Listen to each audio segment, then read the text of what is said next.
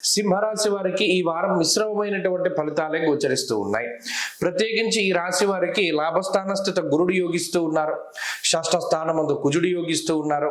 అలాగే చంద్రుని యొక్క బలం ఈ వారంలో ప్రధానంగా కనబడుతూ ఉన్నది. అయితే జన్మరాశి స్థిత కేతువు గాని, సప్తమంలో ఉన్న గ్రహస్థితి గాని, అష్టమంలో ఉండేటువంటి శని గాని కొంత ప్రతికూలంగా ఉన్నారు.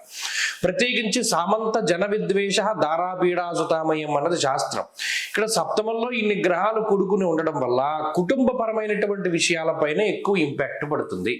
అనగా జీవిత భాగస్వామికి సంబంధించినటువంటి విషయాలు, అంటే జీవిత భాగస్వామి మీతో కొంతకాలం దూరంగా ఉంటూ ఉండడం, ఉద్యోగ పరంగా కానీ వ్యాపార పరంగా కానీ, కొంత వారి పుట్టింటికి వెళుతూ ఉండడమో, లేకపోతే మీరు ఏదైనా వ్యాపార పరంగా ఉద్యోగ పరంగా వేరే ప్రాంతానికి వెళ్ళవలసి రావడము ఇత్యాది విషయాలు కొంత కనబడుతూ ఉన్నాయి.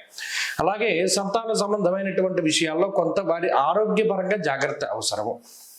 దేశాంతర వాసం చేసేటువంటి అవకాశం ఉంటుంది. అలాగే విదేశాల్లో ఉంటూ ఉన్నటువంటి సింహరాశి వారికి గ్రహస్థితి కొంత సానుకూలంగా ఉంటుంది. అక్కడ ఉద్యోగము, అక్కడ విద్య, ఇటువంటి విషయాలు కొంత సానుకూలంగా గోచరిస్తున్నాయి.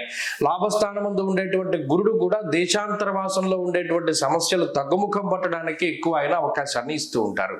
అలాగే ఆర్థిక పరమైనటువంటి విషయాలు బాగానే ఉన్నాయి. ఆర్థికంగా ఈ వారంలో సింహరాశి వారికి ఏ విధమైన ఇబ్బంది ఉండదు. వారి రాబడి, ఖర్చు ఇవన్నీ కూడా మీకు సానుకూలంగానే కనబడతాయి. వచ్చినటువంటి ఆదాయంలో కొంత భాగమే ఖర్చు పెట్టవలసి ఉంటుంది, కాబట్టి ఆదాయపరంగా పరిస్థితులు బాగున్నాయి. ఆరోగ్యపరంగా కూడా అంత ఇబ్బంది పడవలసినటువంటి పరిస్థితులు ఏమీ ఉండవు. మానసికంగా ఏమైనా సమస్యలు ఉంటాయి తప్పితే శారీరకంగా ఉండేటువంటి సమస్యలు తక్కువ. మరి ఏ రకంగా ఇబ్బంది పెడుతుంది అంటే వృత్తి ప్రవృత్తులకి సంబంధించినటువంటి విషయాల్లో కొంత ఒత్తిడి అధికంగా ఉంటూ ఉండడం, మనుషుల మధ్యలో సఖ్యత లోపిస్తూ ఉంటుంది. ప్రత్యేకించి కావాలని మీతో తగువ పెట్టుకునేటువంటి వారి సంఖ్య ఎక్కువగా ఉంటుంది.